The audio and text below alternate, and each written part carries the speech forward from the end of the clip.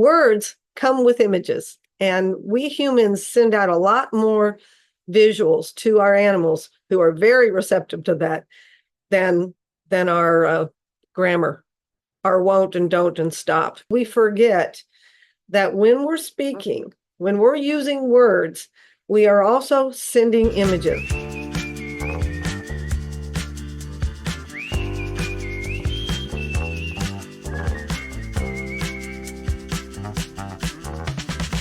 It's Libby with Lib's Animal Chats.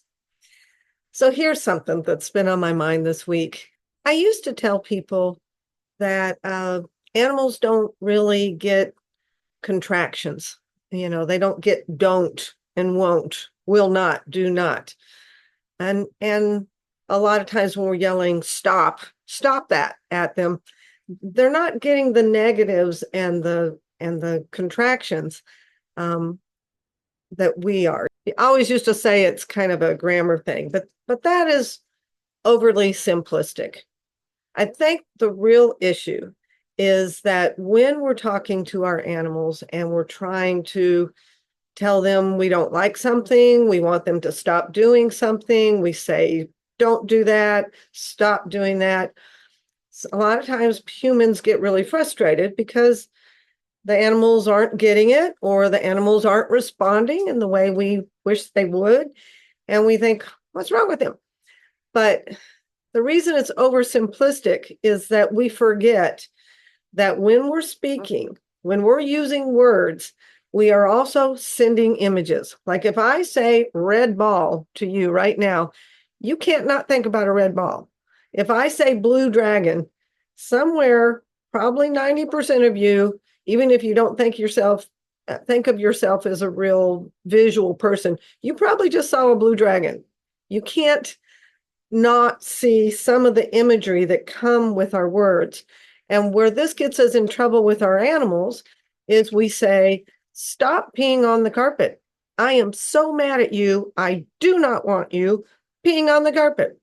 Well, so we may have given them a visual of ourselves being angry looking, but we've also given them a very straight image of them peeing on the carpet. So that's where I think sometimes they miss the don't and the won't and the stop. They miss the negative terminology because they see the visual image of peeing on the carpet. I don't like it when you pull on the leash while I'm walking you. This makes me upset. Yes, they're probably seeing an image of you being upset, but they're also seeing the image of them pulling on the leash.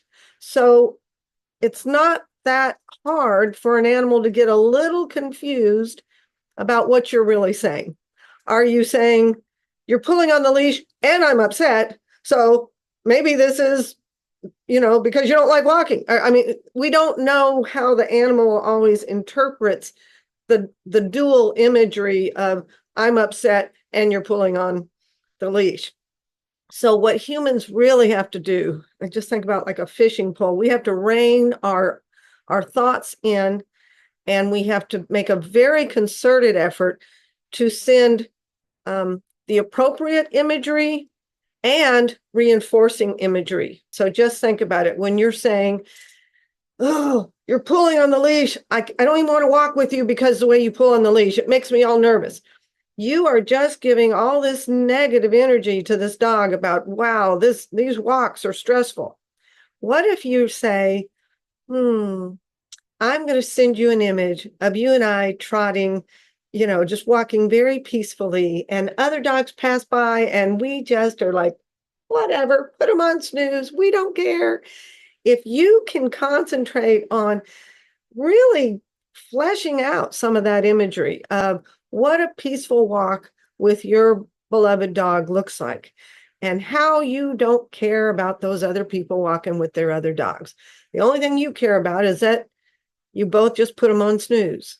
We don't care about them. They are happy and they are having their nice walk, and we're happy and we're having our nice walk. Now, I'm not saying that if you have a dog who's easily triggered and has fear aggression issues, that it's just like immediately solved. But I do know that when the human animal caretaker is sending information, peaceful images to their dog or their cat, their animal, about a desirable behavior, something they like, how their heart glows when everybody's getting along.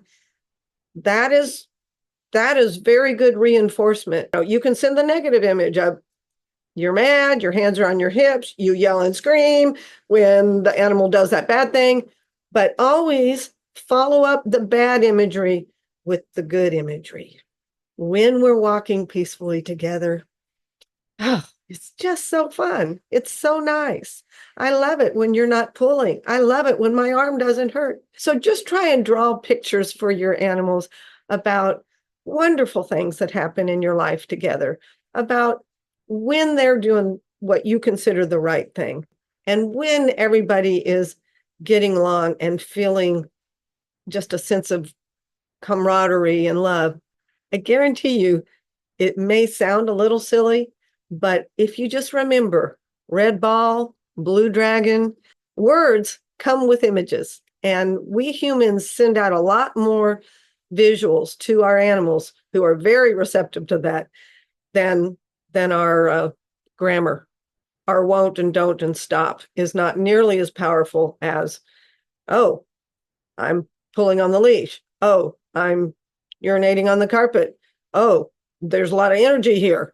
They don't always know why you're sending that image, which is why you got to say, I yell and scream, I get mad when that thing happens. But look, when it's not happening, when the cat goes into the box and does her business in the correct space, look how happy I am. See how happy I am? Just send them these ridiculously strong images of you feeling happy and harmonious when things are going your way. And you may be really surprised how, without having consulted an animal communicator, you can address the energy in your household and the relationship you have with your beloveds.